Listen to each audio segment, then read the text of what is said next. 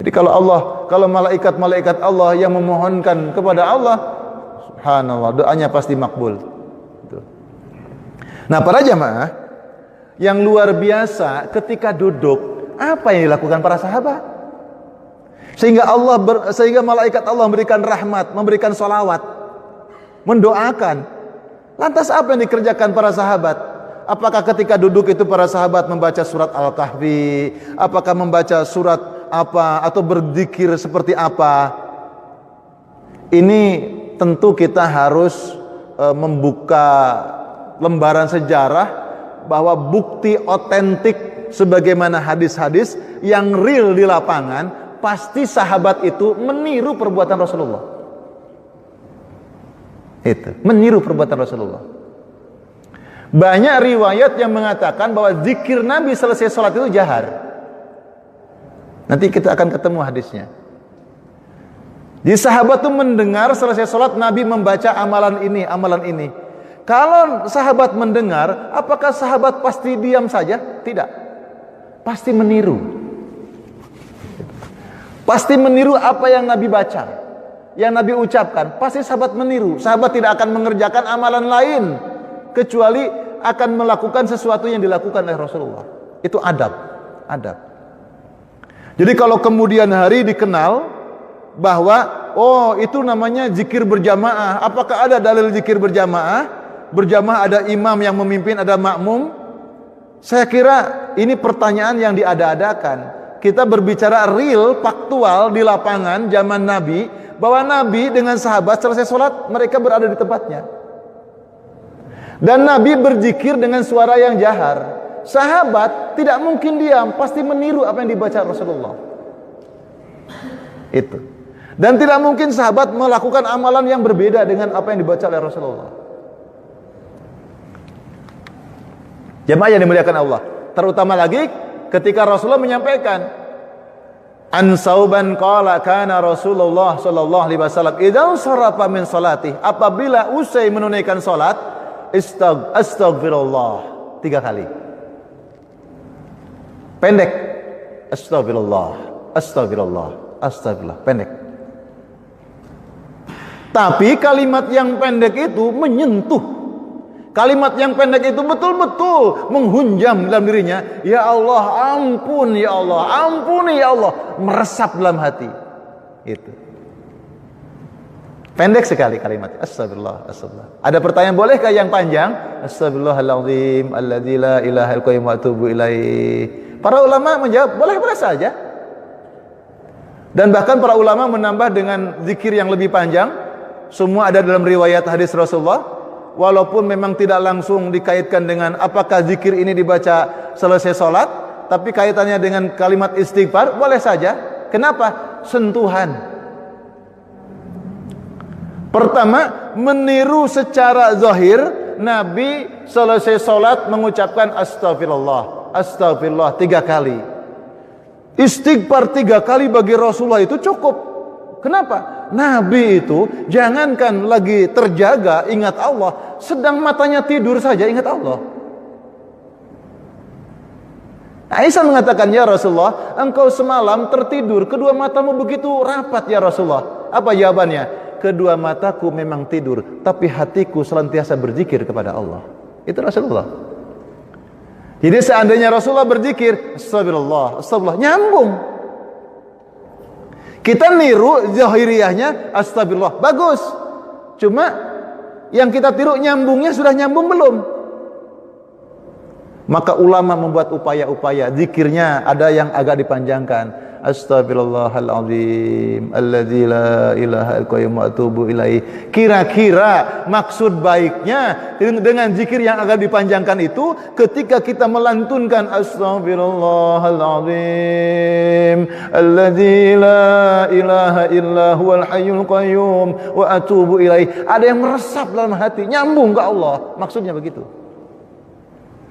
Astagfirullah 3 kali, kemudian ditambah Allahumma antas salam wa minkas salam tabarakta ya dzal jalali wal ikram. Hadisnya Muslim ya, Ahmad. Kemudian juga Nabi pernah ditanya kaifal istighfar? Bagaimana cara beristighfar ya Rasulullah? Nabi mengatakan astagfirullah, astagfirullah. Kemudian hadis yang lain, nah ini, lam yaqud illa miqdar ma yaqul Allahumma antas salam wa minkas salam tabarakta ya jallal ikram. Nabi itu tidak berlama-lama duduk kecuali sekedar mengucapkan Allahumma antas salam wa minkas salam. Artinya selesai assalamualaikum, assalamualaikum masih duduk. Tapi ketika tadi minimal selesai salam itu posisinya masih duduk tasyahud akhir. Ya. Assalamualaikum warahmatullah, assalamualaikum warahmatullah. Posisi masih duduk tasyahud akhir. Belum dirubah posisi duduknya. Setelah itu membaca astagfirullah, astagfirullah, astagfirullah. Allahumma antas salam, aminkas salam, tabarakta ya jallal ikram. Kemudian ditambah la ilaha illallah wahdahu la syarikalah. Lahul mulku wal hamdu wa huwa ala kulli syai'in qadir. Ditambah lagi Allahumma la mani'a. Artinya apa? Kalau tergesa-gesa meninggalkan majlis tanpa ada uzur, sesungguhnya belum mengamalkan sunnah. Itu. Kecuali kalau ada uzur, qiyaman wa qu'udan. Boleh kita berzikir ini sambil jalan, sambil kita melakukan aktivitas. Itu. Baik. Kemudian idza shalla salatan aqbala alaina biwajhihi. Kana Rasulullah sallallahu alaihi wasallam, adalah Rasulullah sallallahu alaihi wasallam idza shalla salatan, apabila Rasulullah selesai menunaikan salat berjamaah, aqbala alaina, Rasulullah menghadapkan kepada kami biwajhihi, dengan wajahnya. Mana dulu ini?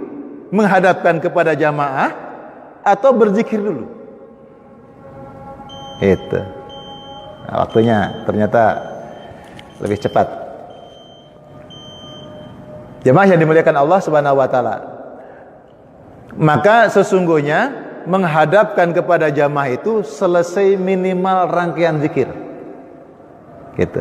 Jadi paling tidak astagfirullah, astagfirullah, astagfirullah, Allahumma antas salam minkas salam tabarakta ya jallal ikram, maka selesai itu baru menghadapkan kepada jamaah. Fa'aqbala alaina biwajhi, menghadapkan kepada kami. Jadi beliau menghadap kepada kami wajahnya. Nah, hadis ini tidak berdiri sendiri. Karena kalau berdiri sendiri, bagaimana yang dimaklumi? Karena hadis ini bercanggah namanya. Bagaimana caranya? Menghadapkan kepada jamaah itu seperti apa? Walaupun saya tidak menyalahkan ketika imam selesai sholat langsung menghadap kepada jamaah begini, tidak menyalahkan.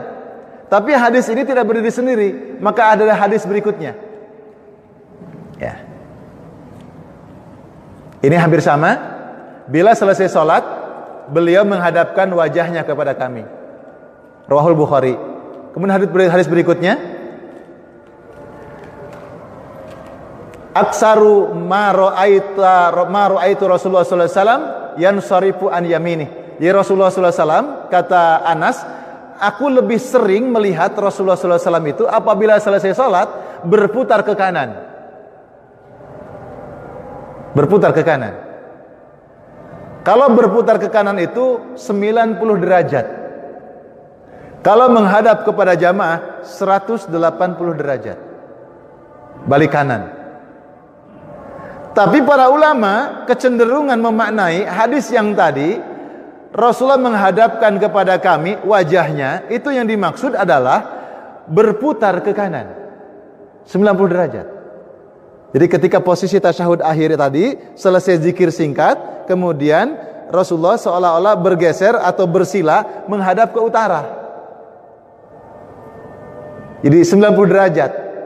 Maka nanti akan ketemu riwayat bahwa sahabat itu senang berada di saf paling depan, berada di sebelah kanan,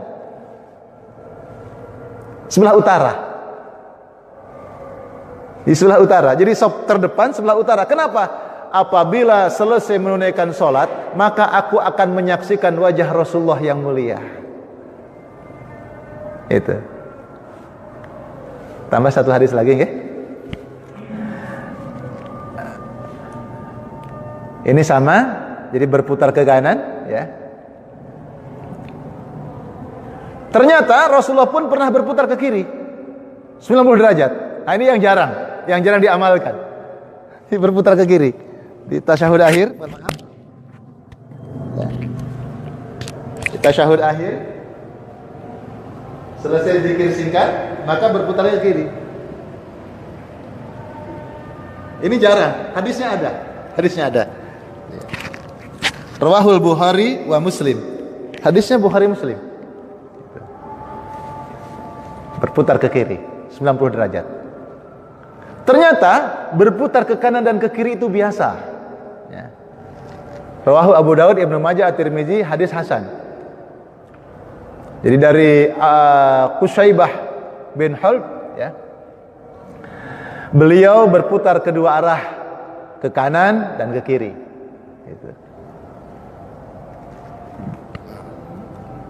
Apa kita rehat ya? Isya dulu. Kita selesai, tapi insya Allah kita akan sambung lagi karena nanti ada dua amalan zikir yang berbeda. Ada zikir khusus selesai salat berjamaah itu ba'da maghrib sama ba'da subuh, itu berbeda dengan selainnya. Itu tentang bagaimana sunnahnya bergeser seorang imam dan makmum berpindah posisi dari duduk tasyahud akhir ke posisi bersila ataupun bergeser, gitu. Oleh karena itu setelah kita mengetahui hadis ini, tidak sembarangan bergeser, gitu. Nah, bergesernya imam itu memudahkan, gitu, memudahkan. Artinya imam membaca kondisi makmumnya, ada zikir minimal, kemudian sang imam berputar ke kanan atau ke kiri, menandakan rangkaian sholat sudah usai dan mengizinkan makmum untuk berpindah posisi atau bergeser atau berpindah. Termasuk nanti kapan saatnya bersalaman. Gitu. Nah, ternyata nanti kita akan ketemu bahwa ternyata Rasulullah SAW itu pernah bersalaman selesai sholat. Ada hadisnya. Gitu. Untuk bocorannya nanti silahkan dicari hadis yang ke 3360. Bahwa selesai sholat subuh Rasulullah SAW disalami, bahkan sahabat pada berebut tangan Rasul, menciumi tangan Rasul, dan telapak tangan Rasul diciumkan ke wajah mereka. Itu. Jadi ada hadisnya Bukhari, hadis yang ke 3360. Kita akan sambung insyaallah 1 bulan ke depan insyaallah. Barakallahu fikum. Al-Fatihah. Suratul Ladzina. Alhamdulillahirabbil alamin. Allahumma shalli ala Muhammad Ahmad. Subhanakallahumma bihamdika nasyhadu an la ilaha illa anta wa nastaghfiruka wa natubu ilaik. Walhamdulillahirabbil alamin. Demikian, kurang lebih mohon maaf. Billahi taufiq wal hidayah. Wassalamualaikum warahmatullahi wabarakatuh.